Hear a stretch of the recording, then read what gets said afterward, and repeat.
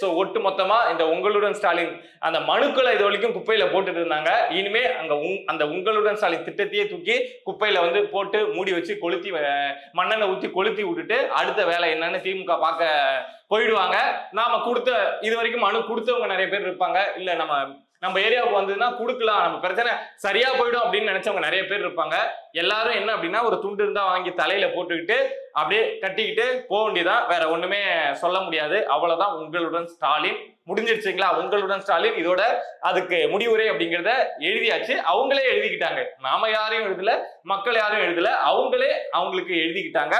So வேற ஏதாவது இதை மாதிரி சம்பவம் நடந்தது நம்மளை சுத்தி, அது அரசியல் சார்ந்த விஷயங்களாக இருக்கலாம், இல்ல சமூகம் சார்ந்த விஷயங்களாக இருக்கலாம், எதுவா இருந்தாலும் நீங்க தெரிஞ்சுக்கணும் அப்படின்னு நினைச்சீங்கன்னா மறக்காம பிரபா டாக்ஸ் சேனலை சப்ஸ்கிரைப் பண்ணி சப்போர்ட் பண்ணுங்க. நீங்க இருக்கீங்க அப்படிங்கிற நம்பிக்கையில தான் நான் இங்க உட்கார்ந்து பல விஷயங்கள் எடுத்து பேசிட்டு இருக்கேன். சப்போர்ட் பண்ணுவீங்க அப்படின்னு நம்புறேன். நன்றி.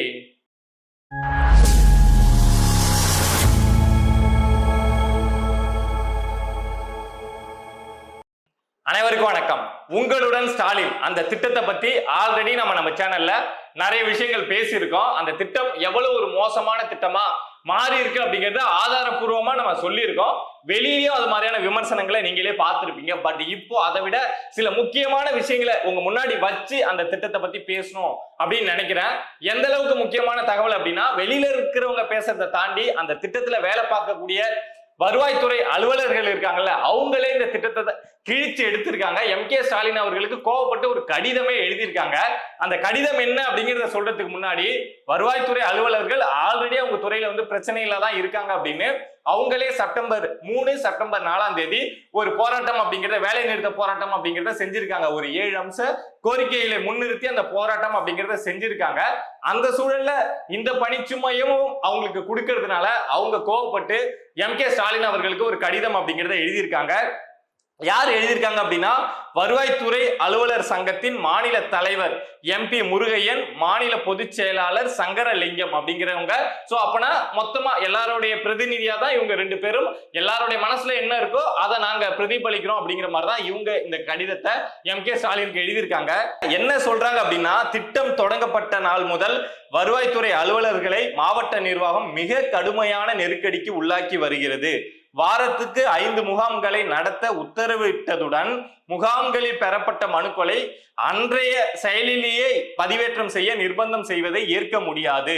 நிதி ஒதுக்கீடு இல்லாது இரவு நேர ஆய்வு கூட்டங்கள், ஏராளமான பிரச்சனைகளை சந்தித்து வருகிறோம். அதாவது வாரத்துக்கு 5 முகாம் நடத்த சொல்றீங்க, அது போக அன்னைக்கு அந்தந்த மனுக்களை வந்து நீங்க பதிவேற்றம் செய்ய சொல்றீங்க, அதெல்லாம் செய்யவே முடியாது. உங்களுடன் ஸ்டாலின் திட்டத்தை அரசு எதிர்பார்ப்பது போன்று நிறைவேற்ற வேண்டுமெனில், அரசு நினைக்கிற மாதிரி இந்த திட்டத்தை செஞ்சு முடிக்கணும் அப்படின்னா ஓராண்டுக்கு முன்பாகவே திட்டம் தொடங்கப்பட்டிருக்க வேண்டும். புரியுதுங்களா என்ன சொல்றாங்கன்னா? இதை நாம சொல்லுங்க, அந்த வருவாய்த்துறை அந்த அலுவலர்கள் சங்கத்தோட தலைவரும் பொதுச் செயலாளரும் எழுதியிருக்காங்க. கே ஸ்டாலினுக்கு இந்த கடிதத்தை எழுதியிருக்காங்க. நீங்க ஒரு வருஷத்துக்கு முன்னாடி நீங்க இந்த திட்டத்தை தொடங்கியிருந்தீங்கன்னா நீங்க நினைக்கிற மாதிரி செய்யலாங்க, இப்பெல்லாம் செய்ய முடியாதுங்க அப்படின்னு சொல்லியிருக்காங்க. அதை விடுத்து இப்போது திட்டத்தை தொடங்கி குறுகிய காலத்திலேயே 10,000 முகாம்களை நிறைவு செய்ய நெருக்கடிகள் வழங்குவது கடும் மன உளைச்சலை உருவாக்கி உள்ளது. வேலை செய்யறவங்களுக்கு கடும் மன உளைச்சலை உருவாக்கி உள்ளதாங்க. இதை கருத்தில் கொண்டு உங்களுடன் ஸ்டாலின் திட்ட மனுக்களுக்கான கால அவகாசத்தை 75 நாட்களாகவும் முகாம்களின் எண்ணிக்கையை குறைக்கவும் நடவடிக்கை எடுக்க வேண்டும். சான்றிதழ் மற்றும் சிறப்பு திட்ட பணிகளை மேற்கொள்ள வட்டந்தோறும் ஒரு துணை வட்டாட்சியர் மற்றும் ஒரு முதுநிலை வருவாய் ஆய்வாளர் பணியிடங்களை ஏற்படுத்த வேண்டும் என்று கடிதத்தில் கேட்டுக்கொள்கிறோம். அதாவது உங்களுக்கே புரிஞ்சிருக்கும், 75 நாள் டைம் கொடுங்க. இப்போ வந்து அரசு என்ன சொல்லியிருக்கு, ஒரு மனு கொடுக்கப்படுது அப்படின்னா 45 நாள்லயே சரி செஞ்சு கொடுக்கணும் அப்படின்னு சொல்லி அரசு தரப்புல இருந்து உத்தரவு அப்படிங்கறத வாயால போட்டாங்க, 45 நாள்ல சரி செய்யணும் அப்படின்னு. ஆனா அதை செய்ய முடியாது. ஏற்கனவே அரசு வந்து இதுல ஆரம்பத்துல என்ன சொன்னாங்க அப்படின்னா, 30 நாள்ல ஒரு மனு கொடுக்கப்படுது அப்படின்னா அதோட பிரச்சனையை சரி செய்யணும் அப்படின்னு சொன்னாங்க. பட் வருவாய்த்துறை அலுவலர்கள் தான் இல்லங்க 30 நாள்ல பண்ண முடியாது, இன்னும் நேரத்தை அதிகமாக்குங்க, அந்த நாட்கள் அதிகமாக்குங்க அப்படின்னு கேட்டதுக்கு அப்புறம் தான் அரசு வந்து 45 நாள் சொல்லியிருக்கு. இப்போ இந்த அதிகாரிகள் எழுதியிருக்கக்கூடிய கடிதத்துல வந்து 75 நாள் இந்த திட்டத்தை அந்த டைம் அப்படிங்கிறத கொடுங்க அப்படின்னு சொல்லிட்டு அந்த கோரிக்கை அப்படிங்கிறத வச்சிருக்காங்க. இப்ப புரியுதுங்களா இந்த திட்டம் ஏன் இவ்வளவு மோசமான திட்டமா போயிருக்கு அப்படின்னு? அரசு எதையுமே யோசிக்காம, அங்க இருக்கக்கூடிய அதிகாரிகள் கூட நிர்வாகிகள் கூட எதையுமே கலந்து ஆலோசிக்காம தனக்கான ஒரு ப்ரொமோஷனா இந்த திட்டத்தை தன்னுடைய அரசியல் லாபத்துக்காக எடுத்ததுதான் இப்போ இந்த திட்டம் முழுசா பிளாப் ஆவறதுக்கு ஒரு காரணமா வந்து முடிஞ்சிருக்கு. இதுதான் இதோடைய எதிரொலி தான் வந்து வைகை ஆத்துல வந்து உங்களுடன் ஸ்டாலின் மனுக்கள் மிதந்து போறதும், அங்கங்க டீ கடையில வந்து பஜ்ஜி போண்டா எண்ணெய் துடைக்கிறதுக்கு பயன்படுறதும் உங்களுடன் ஸ்டாலின் மனுக்கள். இவங்க செஞ்சிருக்கக்கூடிய இந்த தப்போட எதிரொலி தான் அதிகாரிகள் வேற வழியே இல்லாம கோவத்துல என்னதான் பண்ணுவாங்க. ஒரு பணிச்சுமை அதிகமாகிறப்போ யாருக்கா இருந்தாலும் ஒரு கடுப்பு அப்படிங்கிறது வரும்ல. கார்ல அந்த மனுவை வாங்கி எடுத்துட்டு போறப்போ இந்த மனுவை நான் எங்கடா சரி பண்ண போறேன் அப்படின்னு ஒரு தண்ணியை பார்த்தா தூக்கி போட தோணும்ல.